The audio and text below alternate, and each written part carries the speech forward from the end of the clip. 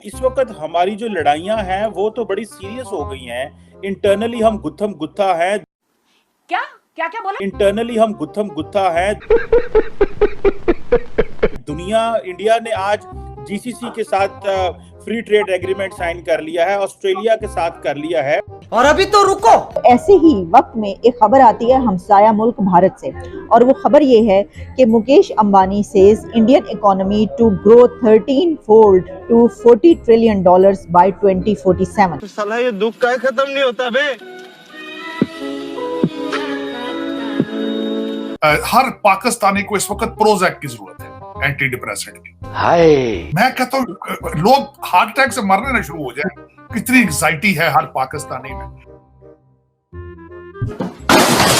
और हमारा हमसाया मुल्क जो कि बिल्कुल हमारे बॉर्डर्स जुड़ा हुआ है, हम बड़ी बातें करते हैं, बड़ी हम तनकीद करते हैं, दुश्मन ये वो फ्लांटिंग, उनको देखे तो वहाँ पे तो ये हो रहा है, यहाँ पे तो ये हो रहा है, ह्यूमन राइट से लेकर बड़ी तनकीद करते हैं। अरे भाई, अरे यार, आप ये तो देखें वो क्या बनने जा रहे हैं, कहाँ पर ले आए वो अपने आप को।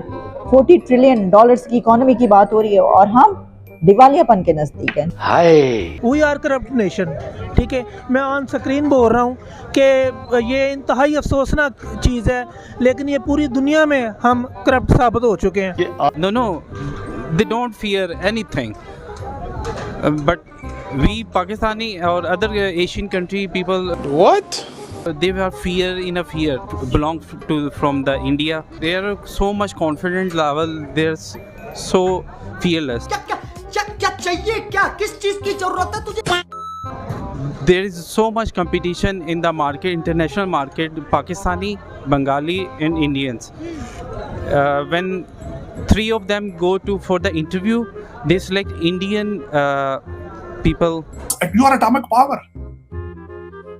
आपके बारे में दुनिया आज क्या सोच रही है? 1 महीना हो चुका है आपका फॉरेन सेक्रेटरी कोई नहीं।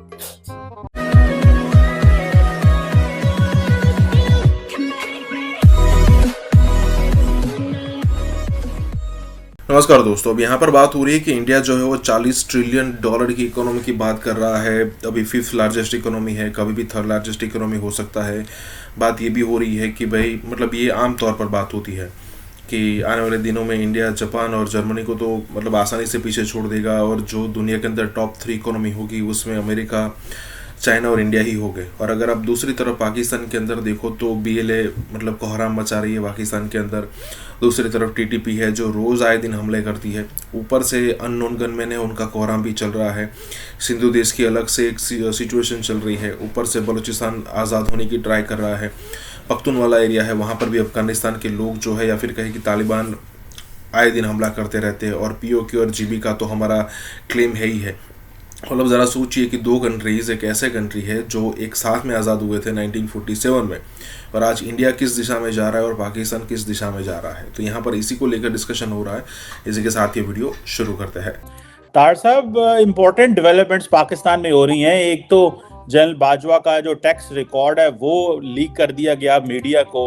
दूसरी तरफ अगर आप देखें तो प्राइम मिनिस्टर जो हैं उन्होंने 26 तारीख तक आर्मी चीफ को अपॉइंट करना है, लेकिन प्राइम मिनिस्टर तो जो है वो टर्की जो है वो पहुंच गए हैं। उधर इंडिया जो है वो पाकिस्तान के अगेंस्ट एक महाज बना रहा है कि जी वो टेरर फाइनेंसिंग का एक जो अदारा है वो बना रहा है, जिसका वो कहता है कि हमने हेडक्वार्टर जो है वो इंडिया में रखना है। ये इस वक्त हमारी जो लड़ाइयाँ हैं वो तो बड़ी सीरियस हो गई हैं। इंटरनली हम गुत्थम-गुत्था हैं। इंडिया ने आज जीसीसी के साथ फ्री ट्रेड एग्रीमेंट साइन कर लिया है, ऑस्ट्रेलिया के साथ कर लिया है। आप क्या समझते हैं कि आर्मी चीफ की अपॉइंटमेंट के बाद क्या पाकिस्तान की डायरेक्शन तय हो जाएगी, या ये 29 नवंबर को जब बाजवा साहब रिटायर हो जाएंगे तो 30 नवंबर को पाकिस्तान को किसी सिमत में चल पड़ेगा, या कि आप समझते हैं अगले 6-7 माह इलेक्शन तक इसी तरह कंफ्यूजन और क्योस रहेगा? मैं कहता हूँ मैंने तो अब बिल्कुल भारत के साथ कंपैरिजन करना छोड़ दिया। उसकी वजह यह है अब आपका कंपैरिजन अफगानिस्तान और सोमालिया से हो सकता है, क्योंकि मेरे ख्याल में अफगानिस्तान भी इस वक्त तालिबान ने जिहाद का काम छोड़ दिया है, आपने उसका ठेका ले लिया। इस वक्त तालिबान आपसे ज्यादा ओपन माइंडेड और ज्यादा अक्लमंद नजर आ रहे हैं। उनकी इकॉनमी आपसे ज्यादा बेहतर नजर आ रही है।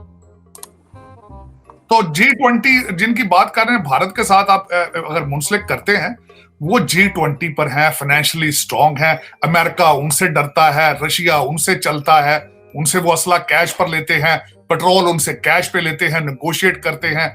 ये ऑक्सफोर्ड ग्रेजुएट जो अमीरुल मोमिनीन है, पता नहीं किस मुंह से कहता है कि वो मोदी ये कल की स्टेटमेंट में जरा इस पे जरा थोड़ा सा आप आज बात करना चाहूंगा। कल खान साहब ने, अमीरुल मोमिनीन ने एक स्टेटमेंट छोड़ी है कि जब तक मोदी पावर में है हम उससे बात नहीं करेंगे। खान साहब, नुकसान आपका है या मोदी का है? मेरा ये ओपन क्वेश्चन है आज, ये बल्कि बहुत सेंसिटिव मैटर है। ये एक ऑक्सफोर्ड ग्रेजुएट जो प्राइम मिनिस्टर रह चुका हो उसको जेब देता है ये स्टेटमेंट देना? अगर मोदी साहब ने 8 से 10 साल पावर में लेना है तो आपने पाकिस्तान को ताला लगा के फिर आप लंदन शिफ्ट हो जाए आप। और दूसरा मैं ये कहूंगा कि मोदी खुद हिंदू हैं और जिस मुल्क के वो प्राइम मिनिस्टर हैं मेजॉरिटी वहां पे हिंदू हैं, उनको वो उनकी तरक्की के लिए वो सिंसियर हैं। आप अगर पाकिस्तान को डिलीवर नहीं कर पाए तो मोदी का क्या कसूर है उसमें? आप मोदी के खिलाफ क्यों है भाई? वो अपने मुल्क के साथ तो सिंसियर है, अपने मजहब के साथ भी सिंसियर है, आप क्यों नहीं पाकिस्तान के साथ सिंसियर? आपने 3.5 साल में क्या किया है? आप 25-25 साल के बच्चे आपने मिनिस्टर ले आए थे, आप जिनको मेरा अपने मोहल्ले में कोई उनसे शेक हैंड नहीं करता, मोहल्ले का किरानेदार उनको उधार नहीं देता, आप उनको मिनिस्ट्रियां पकड़ा दी, आप वो अरबपति बन चुके हैं। ये खान साहब तो उनका कसूर क्या है? मोदी का क्या कसूर है भाई इसमें? हाँ, दूसरा ये है कि आप ये कोई भी समझदार इंसान, जी शऊर आदमी ये स्टेटमेंट दे सकता है कि जब तक मोदी पावर में, आप इससे बात नहीं करेंगे। इससे पहले मिस्टर अडानी ने ये कहा था कि 2050 तक $30 ट्रिलियन इकोनॉमी इंडिया बन जाएगा, लेकिन अब मुकेश अंबानी साहब ये फरमा रहे हैं, जो कि one of the richest person है इंडिया के, बड़ी इंपॉर्टेंट पर्सनालिटी है वहाँ की, उनकी कैलकुलेशंस ही हैं। वो एक जगह पर मौजूद थे, स्पीच कर रहे थे, जहाँ पर उन्होंने यह कहा कि India is likely to become 40 trillion economy by 2047, a 13-fold jump from its current size. India will grow to become a 40 trillion economy by 2047, ranking among the top 3 economies of the world. और फिर ये 10th convocation था of Pandit Deendayal energy university है, ठीक है। अब उसमें उन्होंने खास तौर पर जो है ना वो 3 फैक्टर्स पे बात की है। उन्होंने 3 चीज़ों की बड़ी बात की है। आने वाले डेकेड्स में इंडिया को 3 ऐसे गेम चेंजिंग रेवोल्यूशंस हैं जो उसको वहां तक लेकर जाएंगी जिस पॉइंट की अभी बात हो रही है। वो कौन से हैं? वो हैं द क्लीन एनर्जी रेवोल्यूशन, फिर है बायो एनर्जी रेवोल्यूशन, एंड एक और है और वो है डिजिटल रेवोल्यूशन। हम देखें तो रशिया और इंडिया के इस टाइम तो फेमस हुए पड़े हैं कि वो दोनों बहुत ज़्यादा ट्रेड कर रहे हैं। रशिया ने चाइना के एक सेक्टर को इंडिया के अंदर रिप्लेस कर दिया। वो किस तरह? जहां चाइना फर्टिलाइज़र में इंडिया के अंदर 23% इन्वेस्ट करता था, अब वो 15% पे आ गया, और जहां रशिया जो है वो 8% करता था, वो 22% पे आ गया। चाइना को बीट करके इंडिया में इन्वॉल्व हो गया। कैसे देखते हैं China day by day crisis में जा रहा है? किस तरह से कि जितनी कंपनीज है वो इंडिया पर भरोसा करके इंडिया में मूव कर रही है चाइना को छोड़ के। नो डाउट इंडिया जिस हिसाब से तरक्की कर रहा है, जो उनका ग्रोथ लेवल है, इंडिया बीट कर देगा चाइना और अदर कंट्रीज़ को जो कि इस टाइम सुपर पावर्स हैं। और पूरी दुनिया के अंदर टेक्नोलॉजी के अंदर इंडिया ने अपना नाम मनवाया हुआ है। हर आपने सही कहा कि बिल्कुल हर बड़ी कंपनी का जो CEO है वो एक इंडियन होता है। और अगर वो इसी तरह से करते रहे तो मुझे लगता है कि अगर आने वाले को 10, 15, 20 सालों के अंदर सुपर पावर इंडिया ही होगा। अगर हम बात करें इस टाइम की तो पाकिस्तान की ट्रेड आपके सामने है, प्रेजेंट हालात जो हैं पाकिस्तान के वो भी आपके सामने है, लेकिन आने वाले टाइम में कैसा लग रहा है? IMF का कहना है जहां इंडिया सुपर पावर बनेगा वहां पाकिस्तान 75% जो है बैंकरप्ट होने के चांसेस है। क्या रखा आपको? पाकिस्तान के जो करंट क्राइसिस चल रहे हैं, और मुझे लगता है जब तक ये स्टेबल नहीं होगा, हमारा कंट्री भी स्टेबल नहीं होगा, जब तक हमारे मुल्क के हालात थोड़े से अच्छे नहीं हो जाते, मुझे नहीं लगता कि हम कोई तरक्की की तरफ जा रहे हैं, बल्कि हम तनज़ली की तरफ जा रहे हैं। और इसको कोई बाहर से कोई लोग आके नहीं सही करेंगे, इसको हम जैसी आवाम ही मिल के इसको सही करेगी। मुझे लगता है कि हर इंडिविजुअल को जो सा इसमें पार्ट लेना चाहिए। हमें सिर्फ किसी एक पर्टिकुलर एक बंदे के ऊपर नहीं छोड़ देनी चाहिए कि वो बंदा आएगा तो वो मुल्क को चलाएगा। ये पूरे मुल्क जो सा हमारी पूरी आवाम है, जो यूथ है, इनको यूनाइट होना पड़ेगा।